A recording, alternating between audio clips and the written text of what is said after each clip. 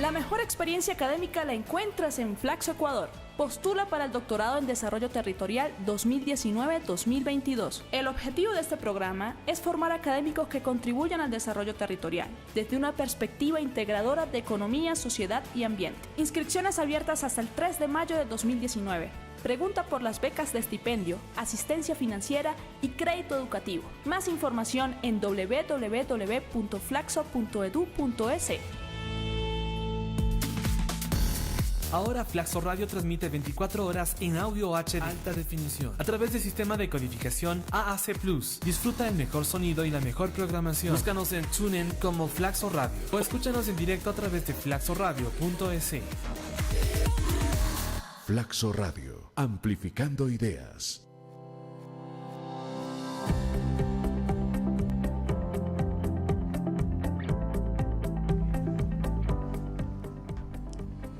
Buenos días, bienvenidos a nuestro programa Voces Rurales. El día de hoy tenemos a un invitado especial, es el antropólogo José Luis Ichuta. Este programa lo va a conducir mi compañero Luis Remaya. Hacemos llegar un cordial saludo a todas las personas que nos siguen dentro de Facebook Live, recordándote que también nos puedes escuchar en Tuning y dentro de nuestras redes sociales. Luego vas a encontrar todo el material disponible de esta entrevista, que vamos a hablar sobre el autogobierno de los pueblos indígenas de Bolivia. Pues lo tenemos al antropólogo José Luis Ichuta dándole la cordial bienvenida. Él es maestrante de el programa Desarrollo Territorial Rural. Muy buenos días, Luis. Marayate kangichi yakuna mamakuna allipun yanispami napani mana masnala kayan kuyarita uyakunata nacho. Shinayati yupechani José Luis Tapes allí shamushkanispa ñukanchi kai punja paranakungapo ñukanchi ayllu llaktapi Bolivia kunaka Himalayate causa con nacho. Allí shamushkanispa. Agradecemos a todos los que nos escuchan Flaxo Radio y gracias por acompañarnos. Es un nuevo programa de Voces Rurales. Hoy hablaremos sobre el autogobierno de los pueblos indígenas de Bolivia. José Luis, bienvenido. Bueno, me voy a saludar primero en castellano. Buenos días a todos los que nos escuchan. Y bueno, como me identifico como Aymara, de los pueblos indígenas Aymara en Bolivia, voy a saludar en el idioma originario Aymara, Askia Oroquipan Quilatanaka, Culiacanaca. Y bueno, gracias por la invitación y estoy presto para responder las preguntas. Gracias, José Luis. Empezamos, Araceli. Muchísimas gracias. Bueno, dentro de lo que es el desarrollo territorial rural, uno de los campos muy importantes es el estudio como tal de los pueblos indígenas o campesinos, como se los denomina. Iniciamos esta entrevista con un pequeño antecedente indicando que Bolivia está conformada por 36 pueblos indígenas y los más numerosos son los quechua y los aymaras, también conocidos como andinos, guaraníes, chiquitanos y mojeños.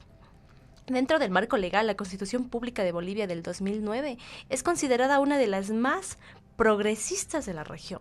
Contiene un capítulo dedicado a los derechos de las naciones y pueblos indígenas originarios campesinos. De hecho, está en el capítulo 4 de esta Constitución. Garantiza la libre determinación y los derechos a la autonomía, al autogobierno, a su cultura, al reconocimiento de sus instituciones y a la consolidación de sus entidades territoriales. Así es, Araceli. José Luis, ¿cuál es el contexto histórico de los pueblos indígenas bolivianos para ser reconocido en la Constitución Política del 2009? Bueno, para empezar a hablar de los pueblos indígenas y todo el movimiento indígena que en Bolivia, hay que remitirse primero hacia el siglo XIX, donde se presentan las mayores luchas de los pueblos indígenas en Bolivia. Sin embargo, si uno hace una lectura mucho más anterior, tendríamos que remitirnos incluso al siglo XVI, ya con la conquista de la irrupción española, y todos estos procesos de colonización. Luego podríamos simplemente situarnos en el siglo XIX y XX, es donde ocurre justamente los levantamientos de los pueblos de la nación indígena contra el Estado colonial. Si vemos, Bolivia se funda en 1825. Las características y condiciones eran que, bueno, era un grupo de la casta criolla y mestiza a cargo, y cuya esencia y forma de administración estaba orientada hacia la exclusión del indígena.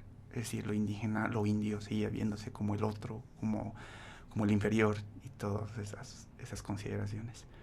Después de 1825, en 1871 se da la primera sublevación indígena a cargo del líder indígena Túpac Katari contra el Estado español, criollo español.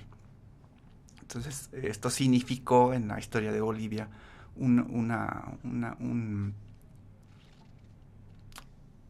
como algo pendiente, un hecho histórico pendiente.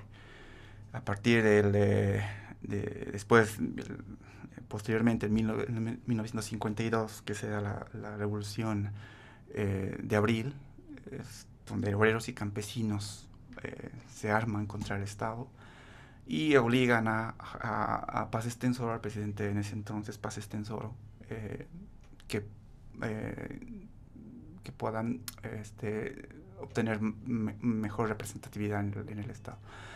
Este hecho de la reversión 52 supone la reversión de tierras a favor de los indígenas, el voto universal, que hasta ese momento, bueno, los indígenas estaban totalmente excluidos en el ámbito democrático en Bolivia. Y luego, a partir de eso, a partir de 1952, vendrán procesos de nuevamente lucha contra el Estado. Tenemos en los años 90 la marcha por el territorio y la dignidad de 1991, en el cual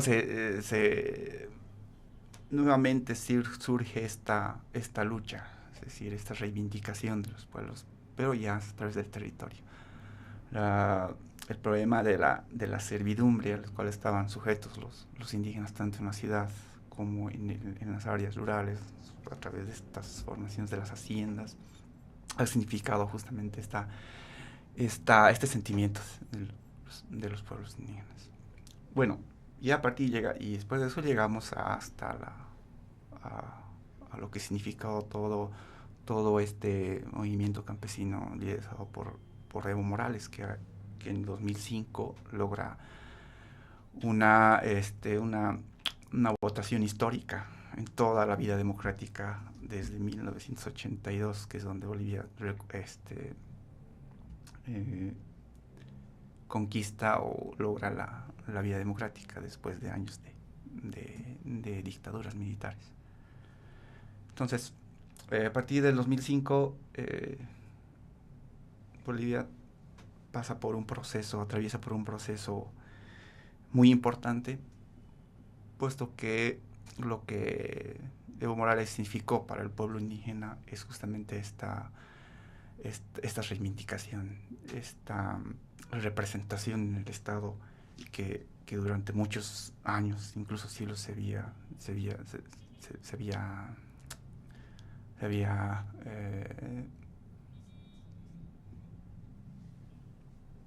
transformado en luchas, se había representado en luchas. Así es. Entonces, para que el pueblo boliviano indígena en sí logre este puesto, hubo un gran contexto histórico de lucha donde los pueblos indígenas en sí pudieron lograr, gracias en el año 2009, el reconocimiento en sí. Araceli. Con este contexto de que siempre los pueblos indígenas, y no pienso que solo en Bolivia, ¿no? En todos los países ellos están en la lucha de que se respete sus derechos, y una de las cosas más grandes es el tema de la tenencia de tierras, ¿no? Tenemos algo coyuntural como en Colombia, también dentro de la SUAY, ¿no? En ese contexto, tras alcanzar este derecho y asumir la administración pública con el presidente Evo Morales, ¿se puede decir que los pueblos indígenas de Bolivia están realizados o les falta o están en ese momento de transición? Bueno, es que hay dos lecturas a partir de eso. Existe la lectura que dice que la asunción de Evo Morales al gobierno ha significado un logro importante para los pueblos indígenas, puesto que lo que se ha podido revalorizar es justamente este hecho identitario de estos pueblos. Porque yo recuerdo cuando, bueno, yo era adolescente en colegio, a todos les daba vergüenza decir que eran indígenas o decir que eran hijos de indígenas migrantes. Sin embargo, llega Morales y bueno, como si despertara todos estos sentimientos. Y a partir de eso, mucha gente se sentía identificada con el hecho de que alguien, particularmente con rasgos indígenas, quizás no apellido indígena, haya logrado el poder. Ha sido algo muy importante en ese aspecto. Sin embargo, vamos, pasado ya 13 años, pasado 22 de enero, se recordó ya el 13º año de Evo Morales en el gobierno, y como dice Luis, el 2009, es decir, el reto para Evo Morales, el 2005, a partir de 2005, era buscar una asamblea constituyente, una reconstitución incluso un replanteamiento de la Constitución, que estaba justamente muy vinculado a toda esta dialéctica y toda esta dicotomía entre el indígena y el no indígena. Y bueno, se puso en tapete, en discusión, y justamente para replantear y discutir cuál era el modelo de Estado, cuál era la normativa en el nivel político, social, económico y cultural que regía el país antes de Evo Morales. En 2009 se refunda el país, se reconocen 36 pueblos indígenas, 3 de ellos en su mayoría en tierras altas y los demás en tierras bajas. Esto es muy importante porque se reconocen, en Bolivia existe esta configuración del territorio a partir de pueblos indígenas de tierras altas, que significa el altiplano y todas lo que acá podríamos llamar el páramo y la sierra. Ahí es el altiplano, los valles y finalmente las tierras bajas, que sería la Amazonía, que es donde mayor concentración de pueblos indígenas existen. Bueno, sin embargo, como un paréntesis, digamos que a medida que pasan los años, los pueblos indígenas que habitan en la Amazonía cada vez son menores, muchos de ellos en peligro de desaparecer. Y bueno, pese a que en 2009 se ha apostado, se ha refundado el país en términos, bueno, podríamos decir en términos teóricos, eso supuso una inclusión de todos estos pueblos y a la vez un reconocimiento a nivel de derechos, a nivel de cultura y a nivel de representatividad. A partir de 2009 y hasta ahora, ya son casi 10 años de esta refundación, quizás ha habido algunos logros en temas económicos en Bolivia, sobre todo porque recién el año pasado, Bolivia ha representado un crecimiento económico mayor a toda la región. Sin embargo, yo creo que en el tema de la autonomía indígena, que es la que estaba, que se proponía en la nueva Constitución, apenas 3 tres pueblos han sido reconocidos con autonomía indígena. Podríamos mencionar la autonomía de Charagua y Ambay en guaraní, la nación guaraní, la autonomía indígena de la nación Uruchipaya, que está también cerca del altiplano, y la autonomía del pueblo indígena de Racaipampa. Entonces, como ustedes se darán cuenta, ha habido muy poco avance en el tema de la autonomía, justamente por estas disputas.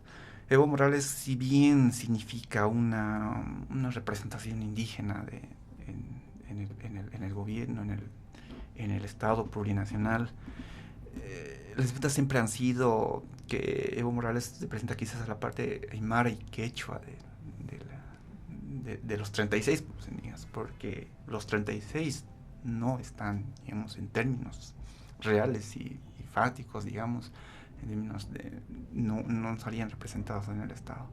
Sin embargo, se hace alusión a ellos cada vez que, digamos, intentan crear programas, crear políticas, etc. Digamos que en ese sentido sí existe el, pero no existe una representación real. Podríamos señalar eso, y la otra lectura sería que hay personas que consideran, de todos los intelectuales aymaras en Bolivia, que no ha habido casi nada. Es el hecho de la refundación hacia un Estado plurinacional, hacia uno más un invento, y esta continuidad de esta lógica del colonial, del poder colonial, que es la que también ha sido el común denominador en los estados republicanos. Entonces, y lo que yo acotaría a partir de esto es que justamente donde encuentra una mayor dificultad es cuando las políticas en Bolivia, muchas veces para fortalecer la economía, se recurre al extractivismo.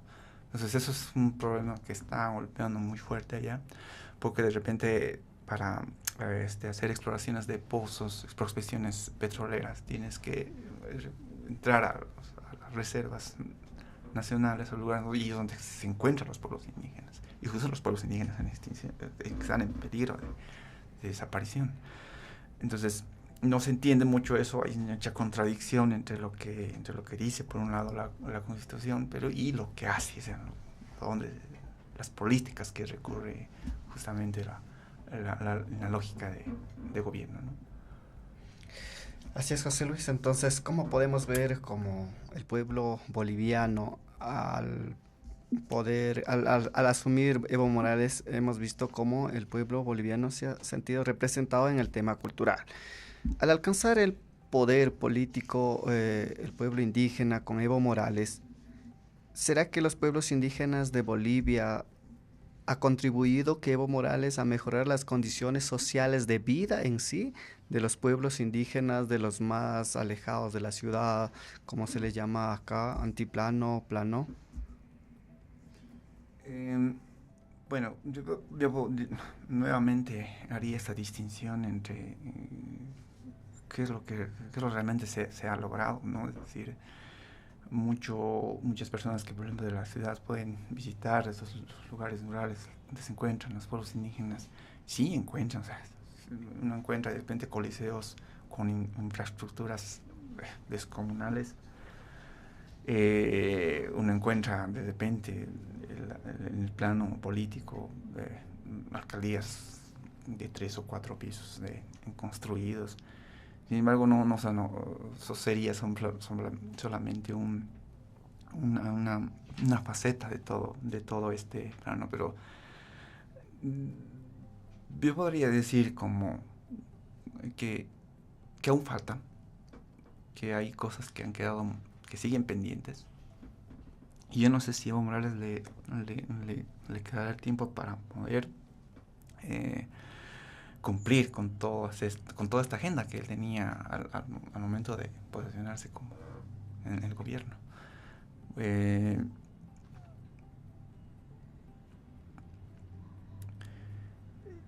Como bien dices, Luis, en el plano cultural sí existe un gran avance.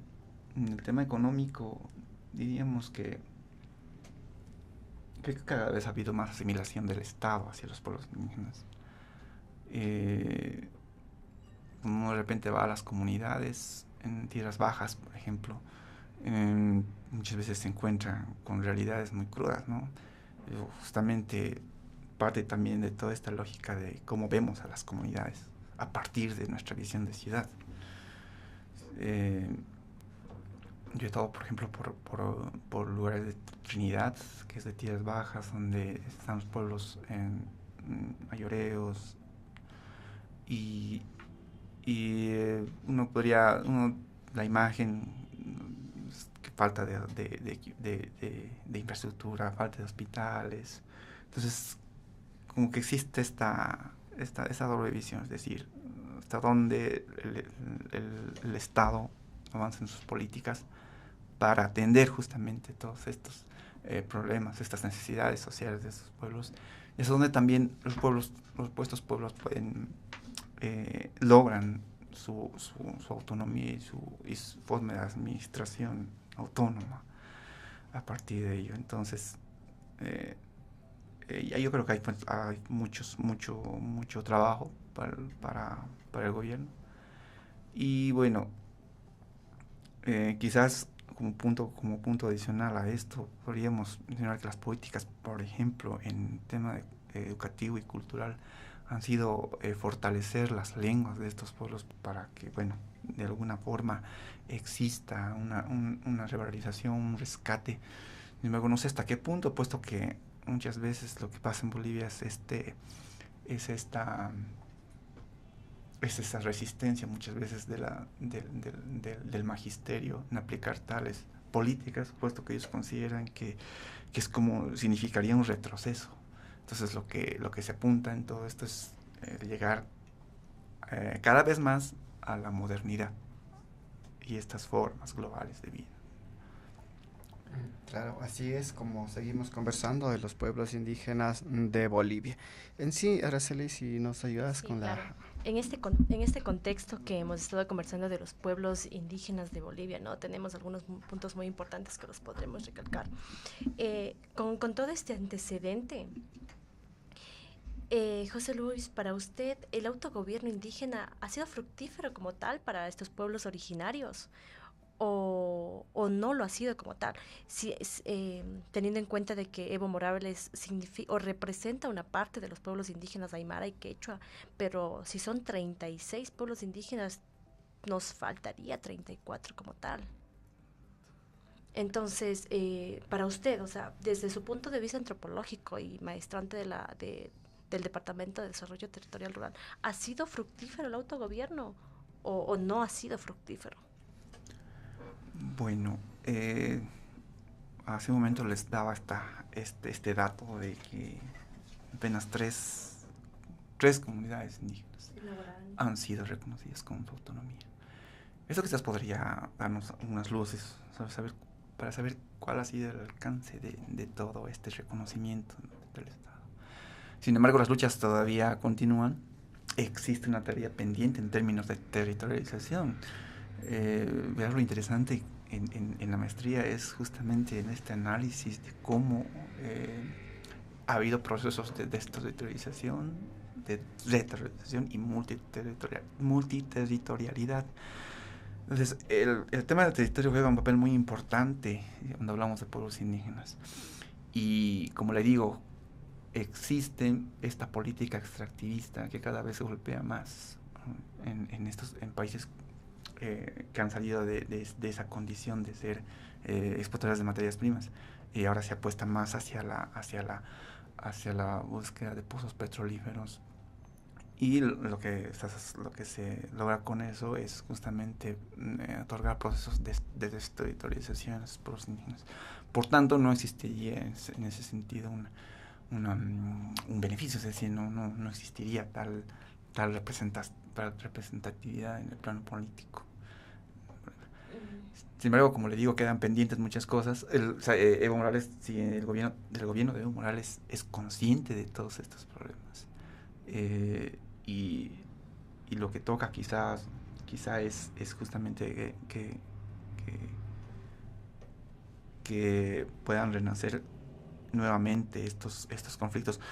Yo, como un dato también, hace el 2011 había una marcha que justamente ha salido en defensa del territorio indígena, el Tipnis, que es un pueblo, son tierras reconocidas de los años 80, 70, y que lo que planteaba el gobierno es construir una carretera rompiendo toda esta lógica territorial de cuidado y conservación, y una carretera que muchos entendidos en la materia consideraban como un peligro porque lo que significaba eso es que se instalen o se generen ocupamientos territoriales para la producción, por ejemplo, de la coca, que es muy cuestionado allá. Es decir, todas estas cosas a uno le hacen pensar que una cosa es el discurso, otra cosa es lo que está escrito en la Constitución, y a partir de eso, es decir, hasta qué punto realmente los pueblos indígenas están realmente representados por este gobierno. Así es, Araceli. Como un dato adicional, quiero leerles algo. En la ley INRI de 1996, facilitó que ciertas comunidades pudieran acceder a territorios. En 10 años, con esta ley, se titularon 30.000 hectáreas para 3 comunidades. Mientras con la llegada de Evo Morales, en 2 años, se logra titularizar 1.000.000 de hectáreas para 100 comunidades. Especialmente esto, en 75% de esos territorios está en Pando. Desde este punto de vista, puedo decir que en realidad la llegada de Evo Morales al poder sí fue fructífera, porque también permitió fortalecer la identidad cultural de los pueblos indígenas. Pero como dices, José Luis, también sí hay cuestiones pendientes, asuntos económicos, temas de servicios básicos. Sí, esperamos que también estos temas sean atendidos. Al sentirse un pueblo identificado con autogobierno, también es un tema muy importante, porque también permite su identidad cultural. Araceli, no sé si tienes algo que agregar. Sí, claro que sí, haciendo una recapitulación del día de hoy, del tema que hemos tratado, sí, el autogobierno de los pueblos indígenas de Bolivia, en nuestro programa de Voces Rurales, agradeciéndole al antropólogo José Luis Ichuta, que nos está acompañando y también es maestrante de desarrollo territorial rural. Como tal, la llegada de Evo Morales significa una representatividad de los indígenas, sí, de los aymaras y quechua como tal. Dentro de Bolivia nosotros podemos hacer de cierta manera 2 diferencias, si no me equivoco, ¿no? 33 pueblos indígenas están localizados en el altiplano, como lo conocemos dentro del... Perdón, tres comunidades indígenas están dentro del altiplano o páramo, y 33 están en las tierras bajas, que, bueno, aquí en el Ecuador lo conoceríamos como la Amazonía. En el año 2009 se han logrado importantes logros económicos, pero sí ha tenido autonomía en 3 pueblos indígenas como tal, que son los guaraní, los uruchipaya y los racaipamba, ¿no? Pero me parece que es un tema coyuntural en todos los países. Existe este peligro de extractivismo. Aquí en el Ecuador podríamos mencionar el Yasuní Teté, ¿no? Que de cierta manera el gobierno anterior quería proteger todas estas reservas para que no sean extraídas y seguirla protegiendo, porque el Ecuador era considerado como de hecho el pulmón del mundo. Pero en este momento varios intereses económicos como tal hacen que cierta parte del Yasuní y de hecho un pueblo indígena tenga que salir de este territorio para que ellos puedan, o el gobierno pueda extraer todo este material pétreo y fundamentar su economía, porque no es que estamos en las mejores condiciones como tal.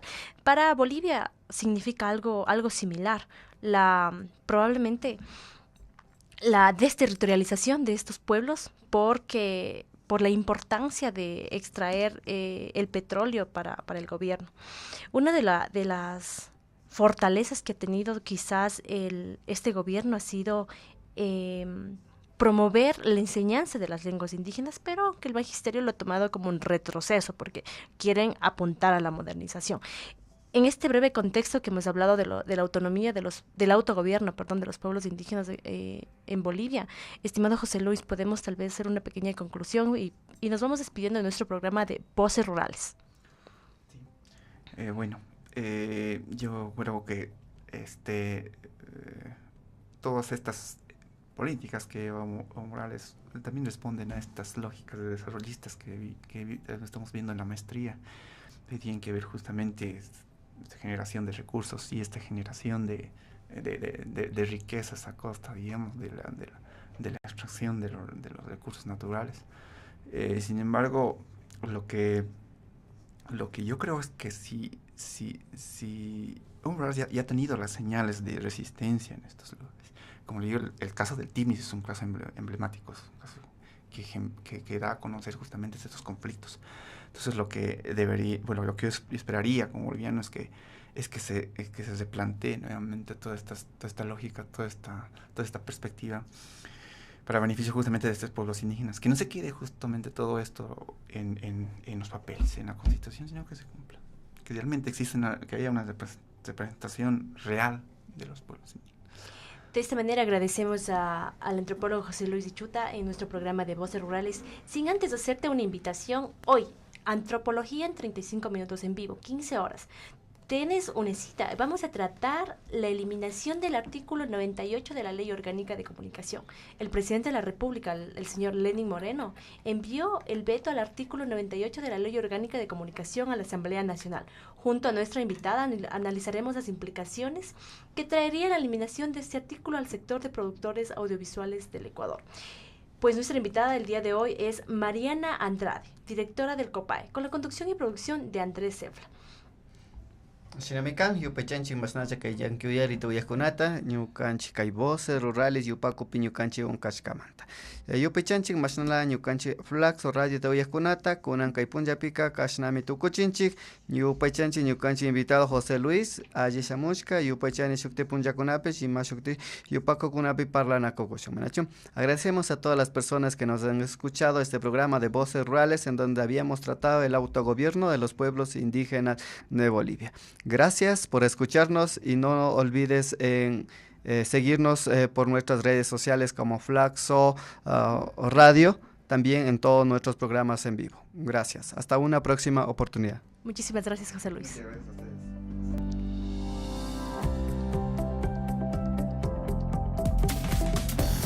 Ahora Flaxo Radio transmite 24 horas en audio HD alta definición a través del sistema de codificación AAC+.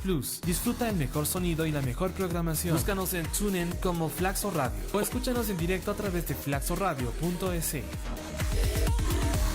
Flaxo Radio, amplificando ideas. La mejor experiencia académica la encuentras en Flaxo Ecuador. Postula para el Doctorado en Desarrollo Territorial 2019-2022. El objetivo de este programa es formar académicos que contribuyan al desarrollo territorial, desde una perspectiva integradora de economía, sociedad y ambiente. Inscripciones abiertas hasta el 3 de mayo de 2019. Pregunta por las becas de estipendio, asistencia financiera y crédito educativo. Más información en www.flaxo.edu.es.